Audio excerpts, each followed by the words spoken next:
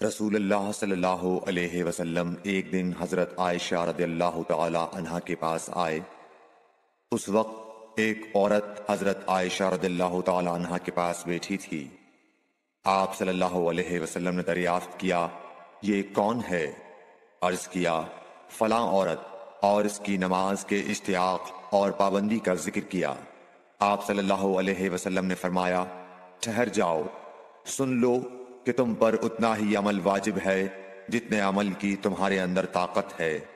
اللہ کی قسم، ثواب دینے سے اللہ نہیں اکتاتا، مگر تم عمل کرتے کرتے اکتا جاؤ گے، اور اللہ کو دین کا وہی عمل زیادہ پسند ہے جس کی ہمیشہ پابندی کی جا سکے، اور انسان بغیر اکتائے اسے انجام دے۔